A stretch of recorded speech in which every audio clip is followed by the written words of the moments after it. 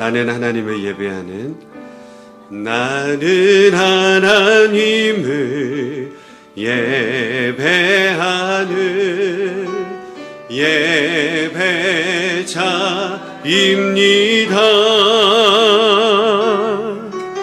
내가 서 있는 곳 어디서나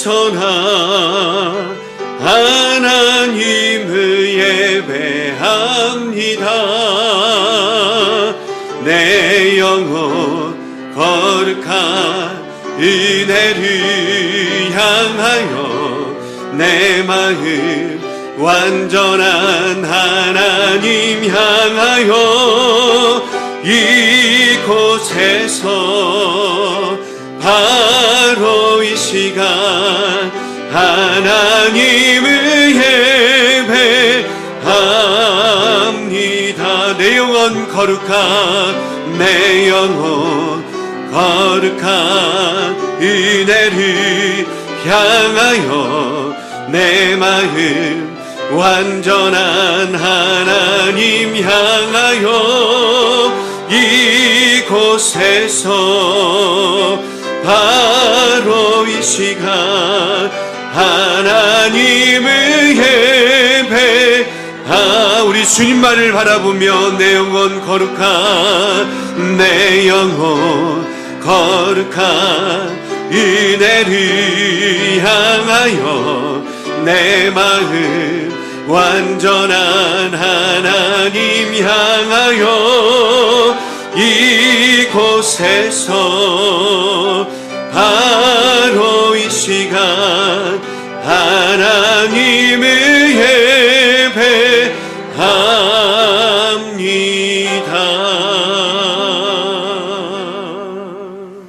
우리 주님께만 예배하기 원합니다. 할렐루야. 여러분, 어떤 상황 속에서도 우리는 믿음으로 예배하는 것입니다. 할렐루야. 우리 옆에 분들에게 우리 한번 인사해 볼까요? 어떤 상황 속에서도 예배하십시오. 시작. 네. 오늘 제목을 풀림이라고 잡았습니다. 어느 분야든지 리더의 자리에 있는 것은 여러분 마냥 기쁜 일은 아닙니다. 리더에게는 특권과 함께 여러분 뭐가 따르죠? 큰 책임이 따른다라고 하는 거예요. 리더의 자리가 때로는 무거운 부담감, 그 부담감으로 다가올 때가 분명히 있습니다. 그래서 우리 중직되시는 분들들, 또 셀 리더들 아마 하나님 안에서 부담감을 가지고 계실 거예요. 여러분, 문제가 거의 없는 교회는 없습니다. 기관도 없습니다. 문제가 없는 회사나 혹은 안정된 국가를 물려받아도 리더로서 여러분 굉장히 부담감이 큰 것이죠. 만일 내가 물려받게 될 그 기관이나 회사나 국가에 문제가 너무너무 많이 있고 문제가 여러분 산더미처럼 쌓여있는 그런 부실 기업, 부실 국가, 차기 리더로서 물려받아야 된다고 한다면 그때 지도자의 그 부담감은 너무너무 클 것입니다. 오늘 우리가 함께 살펴볼 이 히스기야 왕이 바로 그러한 악조건 속에서 왕의 자리에 오른 사람입니다. 히스기야 왕을 알기 전에 먼저 여러분 우리는 히스기야의 아버지를 알아야 합니다. 히스기야 왕의 아버지는 아하스라고 하는 왕입니다. 이 아하스 왕은 아주 악하고 무능한 그런 왕이었어요. 16년 동안 여러분 남유다를 다스렸는데 이 왕은 하나님의 성전을 어떻게 했냐면 다 폐쇄해 버렸고 우상을 섬긴 왕이 아하스 왕이었다라고 하는 거예요. 그로 말미암아 온 백성이 하나님 앞에 여러분 성전 문을 걸어 닫으니까 어떻게 돼요? 하나님 앞에 백성들이 예배를 드리지 못하고 말 그대로 예배당 문을 닫아 버린 것이죠. 그리고 백성들에게 산당으로 들판으로 나가서 너희들이 우상 숭배해라. 이 왕이 히스기야의 아버지 아하스 왕이었습니다. 그렇게 악을 행하자 여러분 하나님께서는 어떻게 하시겠어요? 그 정권을 가만히 두시겠습니까? 그렇지 않죠. 아하스 정권을 심판하십니다. 주변 나라였던 아람과 북이스라엘을 들어서 어떻게 하면 남유다를 치게 만드세요. 그 결과 남유다는 수많은 군사들을 잃어버렸고 많은 땅을 빼앗기고 재물들을 다 강탈당하게 되어집니다. 그러다 보니까 아하스 왕이 아수르의 도움을 청하지만 아수르도 그 유다를 돕지 않고 오히려 유다를 어떻게 합니까? 더 어렵게 만들고 유다는 완전히 벼랑 끝에서 서 있는 그런 상황이 아하스 왕의 상황이었어요. 오늘 우리가 읽은 말씀이 역대하 29장인데요. 바로 앞장인 28장 말씀을 잠깐 보시면 28장 22절, 23절 아하스 왕, 히스기야 왕의 아버지인 아하스 왕의 때입니다. 상황입니다. 함께 읽어봅니다. 시작. 이 아하스 왕이 공고할 때에 더욱 여호와께 범죄하여 자기를 친 다메섹 신들에게 제사하여 이르되 아람 왕들의 신들이 그들을 도왔으니 나도 그 신에게 제사하여 나를 돕게 하리라 하였으나 그 신이 아하스와 온 이스라엘을 망하게 하였더라. 아하스 왕이 여러분 우상 숭배를 한 결과가 어떻게 되었다고요? 방금 읽은 대로 이방 신들을 똑같이 섬겼더니 잘된 것이 아니라 오히려 이스라엘이 뭐하게 되었더라? 망하게 되었더라. 이렇게 말씀해요. 자, 이런 최악의 상황에서 그의 아들 히스기야가 여러분 25살의 나이로 남유다를 물려받게 되어집니다. 여러분 어떤 상황이에요? 다 망하기 일보 직전 상황이에요. 완전히 대로 부실해진 그 나라를 25살 그 나이에 히스기야 왕이 물려받게 된 거예요. 근데 진정한 영웅은 어떻습니까? 진정한 영웅은 위기 속에 드러나는 법이에요. 진짜 훌륭한 리더는 환경과 조건을 탓하지 않습니다. 아멘이십니까? 히스기야는 거의 쓰러져가는 남유다를 맡아가지고 다시 일으켜 세우기 시작했는데 그 과정을 우리가 좀 더 구체적으로 살펴보기를 원합니다. 여러분 히스기야가 왕위에 오른 나이가 몇 살이라고 그랬죠? 25살이에요. 히스기야 왕의 신앙은 이미 상당히 준비가 되어져 있어요. 1절 2절 말씀 우리 함께 읽어볼까요? 시작. 히스기야가 왕위에 오를 때에 나이가 25세라 예루살렘에서 29년 동안 다스리니라. 그의 어머니의 이름은 아비야요 스가랴의 딸이더라. 히스기야가 그의 조상 다윗의 모든 행실과 같이 여호와 보시기에 정직하게 행하여. 여러분 히스기야의 왕에 대한 평가가 2절에 여러분 짧게 기록이 되어져 있는데요. 당시 이스라엘 왕이 하나님께 받을 수 있는 최고의 극찬이 여러분 무엇이었을까요? 다윗과 같았더라. 이 얘기예요. 다윗과 같았더라. 이게 이스라엘 왕이 받을 수 있는 최고의 칭찬이 다윗과 같았더라. 오늘날 우리나라 여러분 축구계에서 선수들이 들을 수 있는 최고의 칭찬이 뭐겠어요? 손흥민과 같았더라. 네. 이 얘기 아니겠어요? 이런 말이라면 당시 이스라엘 왕들이 들을 수 있는 최고의 극찬은 여러분 뭐겠어요? 다윗과 같았더라. 지금 히스기야가 그 칭찬을 지금 받고 있는 거예요. 오늘 말씀을 보면 히스기야가 그의 조상 다윗의 모든 행실과 같이 여호와 보시기에 정직하게 행하였다. 여러분 정직하게 행한다. 이것은 뭐 단순히 거짓말하지 않았다. 이 정도의 의미가 아닙니다. 여호와 보시기에 정직했다라고 하는 것은 범사의 여러분 모든 상황과 여건 속에서 하나님의 뜻을 잘 분별해서 그 뜻대로 순종하며 따르며 행동한 사람이 히스기야였다라고 하는 거예요. 여러분 다윗이 어땠습니까? 다윗이 실제로 그러지 않았습니까? 다윗은 늘 말씀과 기도를 통해 하나님과 친밀한 교제를 나누었어요.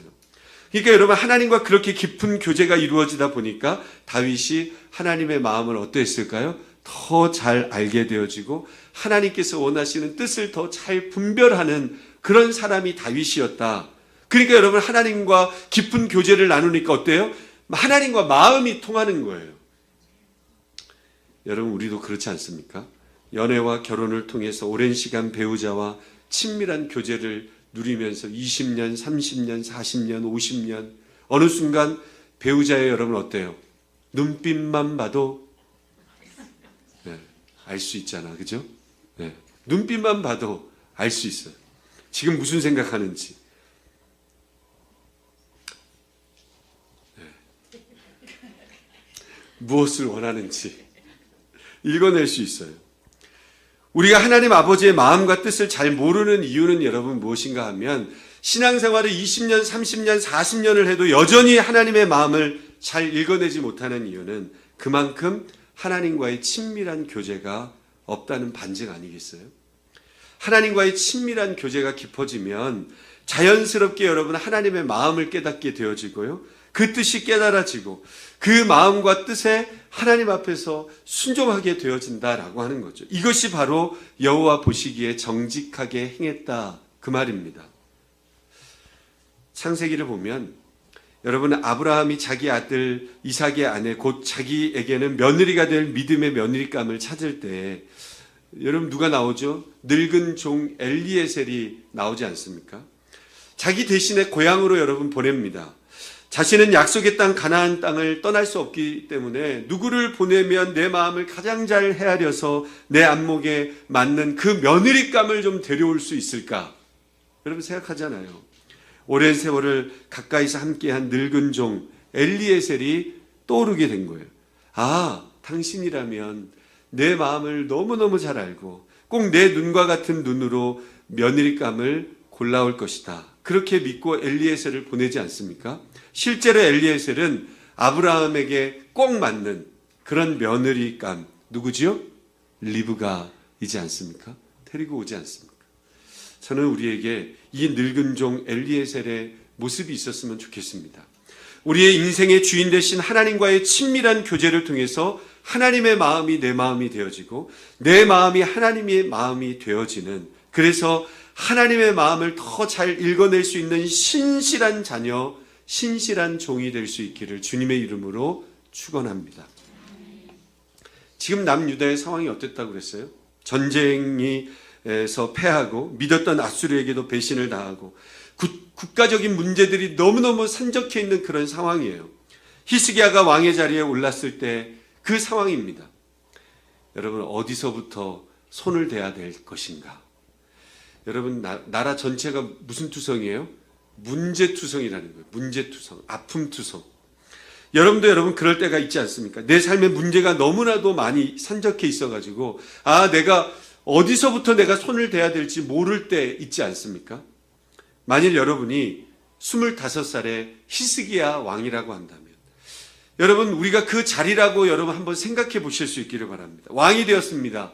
왕이 되어서 오른 첫날 이제 어디부터 손을 대야 될까? 여러 가지 여러분 문제들이 산더미처럼 쌓여져 있는 거예요. 국방의 문제도 있고 외교의 문제도 있고 교육 문제도 있고 복지 문제도 있고. 저와 여러분이라면 어디부터 여러분 손을 대시겠습니까? 여러분 히스기야가 개혁의 칼을 어디부터 들이댔는지 여러분 3절 말씀에 기록되어져 있는데요. 우리 함께 읽어봅니다. 시작. 첫 해 첫 달에 여호와의 전문들을 열고 수리하고. 여러분 이 말씀이 굉장히 짧은 말씀이지만 굉장히 놀라운 말씀이에요. 히스기야 왕이 왕의 자리에 올라 가장 먼저 손을 대고 착수한 일이 여러분 국방 문제도 아니었어요. 경제 문제도 아니었어요. 복지 문제도 아니었어요. 첫 해, 첫 달 제일 먼저 손댄 것이 바로 하나님의 성전이었다라고 하는 거예요. 왜 여러분 성전부터 손을 대었을까? 아하스 때 성전 문을 어떻게 했다 그랬죠? 성전 문을 닫아버렸다니까요. 예배당 문을 닫아버렸어요. 백성들이 예배를 드리지 못하게 했어요.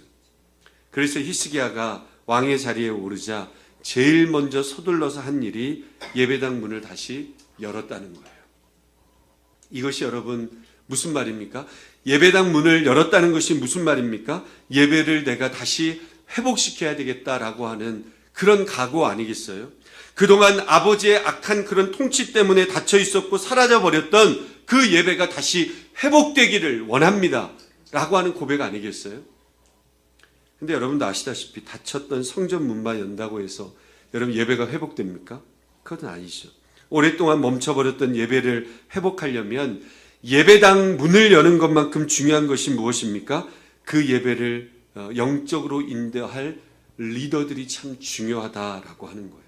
그래서 히스기야 왕이 영적 지도자들을 딱 문을 열고 영적 지도자들을 소집합니다. 4절 5절 말씀 우리 읽어봅니다. 시작.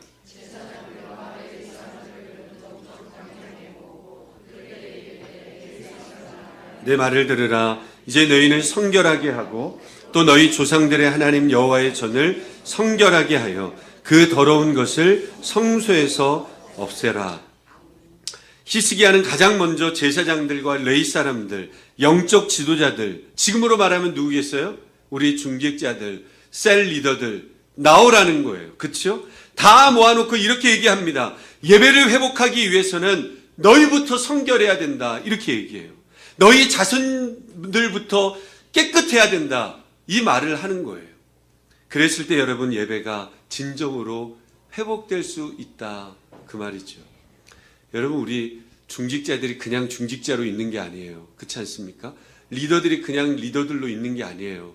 우리 리더들부터 우리 지체들부터 예배가 회복되어지고 기도가 회복되어져야 여러분 우리 모든 성도들이 주님을 믿음으로 바라보게 되어지는 줄로 믿습니다. 그리고 나서 히스기야는 성전 안에 있었던 더러운 우상들을 어떻게 해요? 다 없애라고 그랬어요. 여호와의 전을 성결하게 하여 그 더러운 것을 성소에서 없이 하라. 성전 안에 남겨진 우상의 잔재들을 싹 다 치우고 깨끗하게 없애자는 거예요. 이것이 바로 히스기야가 여러분 하는 성전 정화 사건이에요.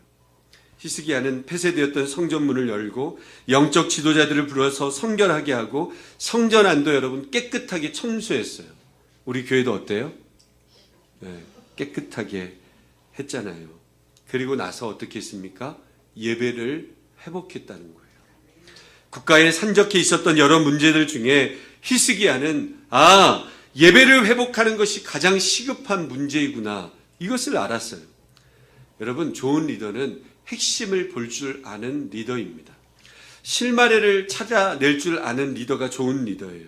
얽히고 설킨 많은 문제들 있지 않습니까? 가장 핵심이 되는 문제, 가장 먼저 풀어야 될 그런 실마리를 기가 막히게 찾아서 그 지점을 치고 들어가는 그런 사람이 좋은 리더 아니겠어요? 여러분이 볼링을 칠 때 한번 생각해 보세요. 처음 볼링을 치는 사람은 핀 전체를 그냥 막연하게 보면서 어떻게 해요? 막 던져요. 그렇잖아요?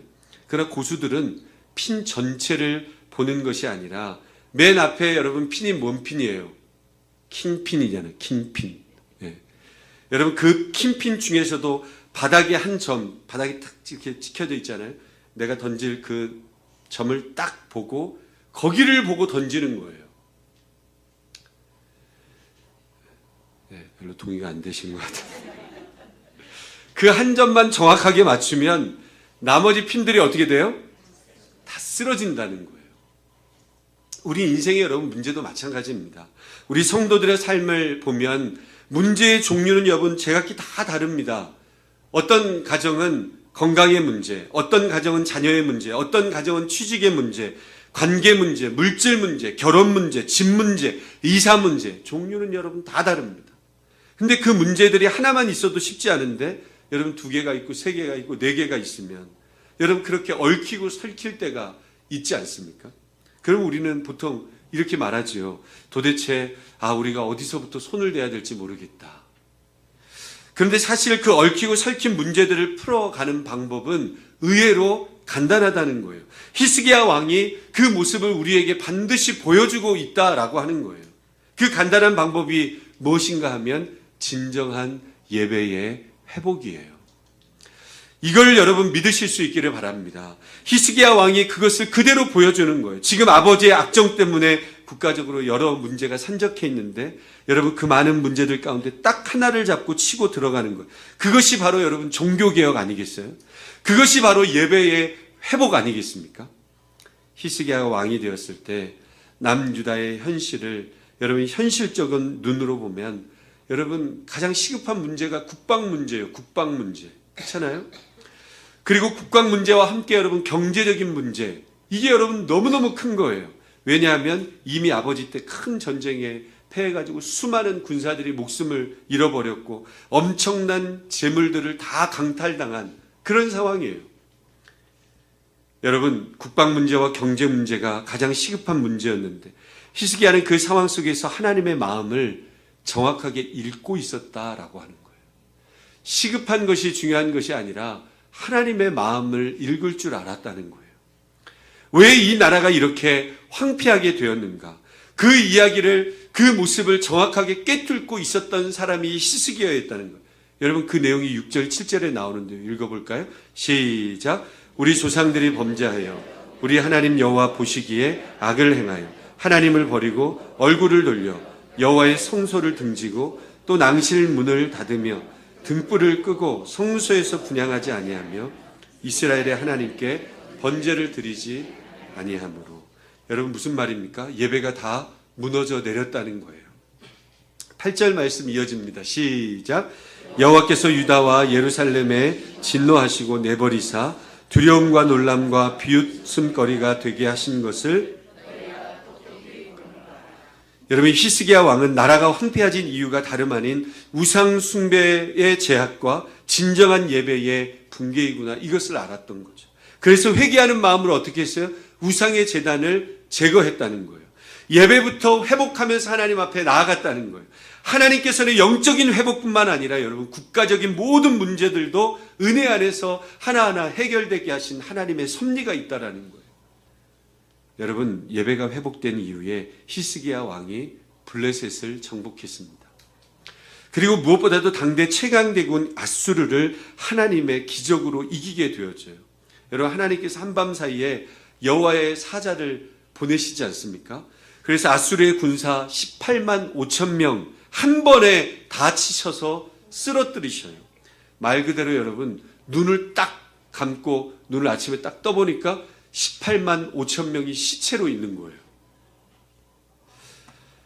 국방 문제도 해결되어지고 경제 문제도 자연스럽게 해결되기 시작합니다. 예배 문제 하나가 해결되니까 나머지 문제들이 자연스럽게 풀려가는 거예요. 오늘날 우리 성도들의 인생도 여러분 마찬가지입니다. 우리 인생의 대부분의 문제의 시작점도 예배에 있고요. 문제의 해결점의 시작점도 예배에 있다라는 거예요. 예배가 우리의 삶의 가장 중요한 초점이 되어지고 있는가라고 하는 거예요.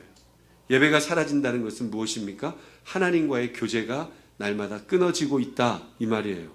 삶이 바쁘다는 이유로 현실적인 중요한 일들과 문제가 내 앞에 산더미처럼 쌓여 있다는 이유로 우리는 삶 속에서 뭐를 줄여가려고 그래요? 사람들 만나는 걸 줄여가는 게 아니고 예배하는 시간, 기도하는 시간을 줄여가려고 그래요. 바쁘다는 이유로, 문제들이 많다는 이유로. 정작 예배의 자리, 기도의 자리에서는 점점 멀어져 간다는 거죠. 그러나 이것은 정말 어리석은 행동이에요. 왜 어리석은 행동인가? 히스기야가 정확하게 보여줘요. 사실 바로 그 예배가 무너졌기 때문에 지금 내 삶에 수많은 문제가 생겨났는데 그 많은 문제들을 핑계를 삼아가지고 예배의 자리에서, 기도의 자리에서 더 멀어진다고 한다면 그것은 여러분 최악의 수를 두는 거예요. 거꾸로 가는 습관을 들이는 거예요. 예배가 희미해진다는 것은 여러분 단순히 예배 횟수가 줄어든다는 말이 아니에요. 예배 자리에 앉아 있어도 내 영혼이 어때요? 하나님을 향하는 게 아니에요. 내 영혼이 잠들어 있는 거예요. 예배 자리에 앉아 있어도 늘 습관적으로 졸고 마음은 딴 생각으로 가득하 있고 마음이 실리지 않는 형식적인 예배를 드리는 것, 이것이 바로 예배가 희미해지는 거예요. 이렇게 되면 우리 인생의 모든 전쟁에서 패할 수밖에 없어요. 그 시대는 무슨 시대냐? 아하스의 시대예요. 히스기야는 이런 좋지 않는 흐름을 역전시키기 위해서, 전화위복시키기 위해서 뭐부터 회복했다고요? 예배당 문을 열고 예배부터 회복했다는 거예요. 우리의 인생을 살다가 다양한 문제들이 생기고 그 문제들이 여러분 산더미처럼 커지면 커질수록, 다시 말해서 도대체 어디부터 내가 해야 될지 모르겠다, 어디부터 선대해야 될지 모르겠다, 그런 상황일수록 히스기야처럼 먼저 예배를 회복함으로써 하나님의 은혜로 그 문제들을 풀어가실 수 있기를 주님의 이름으로 축원드립니다. 그러면 우리의 예배가 회복되면 여러분 모든 문제가 다 해결됩니까? 아니요. 해결되는 문제도 있지만 여전히 나를 힘들게 하는 문제도 있습니다. 여러분 그 문제가 분명히 우리의 삶 속에 남아있지 않겠어요? 그러나 그 문제가 더 이상 문제가 되어지지 않을 거예요. 문제를 감당할 힘도 생기고 내 삶에 하나님으로 인한 기쁨과 감사함이 넘치게 되어진다. 오늘 말씀을 정리하기 원합니다. 아버지 아하스 왕의 이 악정 때문에 폐허가 되어버린 그 남유다, 이제 정말 망하기 일보 직전까지 간 남유다를 25살에 히스기야가 왕으로 여러분 물려받았어요. 완전히 부실 국가를 물려받았어요. 그랬을 때 히스기야가 가장 먼저 손을 댄 곳, 여러분 기억하십시오. 우리 가정에 문제가 있고 어려움이 있고 힘듦이 있으면 예배를 회복하셔야 돼요. 가장 먼저 개혁의 칼날을 들이댄 곳은 국방도 경제도 아니었어요. 가장 먼저 예배를 회복시켰어요. 폐쇄된 성전문을 다시 열고 영적 리더들을 다시 세웠고 성전 안에 있는 우상들을 깨끗하게 제거했고 다시 절기들을 지키기 시작했고 예배가 회복되었을 때 하나님의 관계가 회복되었을 때 남유다는 거짓말처럼 영적으로 뿐만이 아니라 모든 국정의 전 분야에 있어서 하나님께서 회복시키기 시작했다는 거예요. 예배를 회복했는데 경제가 살아나고요. 예배를 회복했는데 국방력이 살아나고요. 예배가 회복되자 다시 백성들의 마음이 기쁨과 감사로 가득 차게 되어졌다라고 하는 거예요. 오늘 하나님께서 우리에게 주시는 말씀의 핵심이 이것입니다. 혹시 이 자리에 계신 분들 중에 내 삶에 여러 가지 산적한 문제들이 있어서 내가 도대체 어디에 손을 대어야 될지 모르겠다. 어디서부터 풀어가야 될지 모르겠다 하시는 그런 문제가 있는 분들이 계십니까? 그렇다면 히스기야 왕을 그대로 따라 하실 수 있기를 바랍니다. 예배부터 회복하시기를 바랍니다. 예배부터 손을 대면 하나님께서 풀어가시는 거예요. 내가 하나님께로 가까이 나아가면 예배를 통해서 하나님과의 거리가 가까워지면 가까워질수록 은혜의 뜨거운 불길이 내 삶의 모든 결박을 어떻게 해요? 하나 둘씩 끊어버리신다는 거예요. 여러분 풀리게 되어짐을 믿으시기 바랍니다. 오늘 예배를 통해 히스기야처럼 저와 여러분이 하나님의 마음을 깨달아 알고 내 삶의 수많은 문제들 가운데 예배부터 손을 대는 예배부터 회복하는 자들이 되어져서 그 은혜로 말미암아 삶의 다른 문제들이 덩달아 회복되어지고 풀려지는 그래서 모든 것들이 회복되어지는 저와 여러분의 삶이 다 되실 수 있기를 주님의 이름으로 축원드립니다.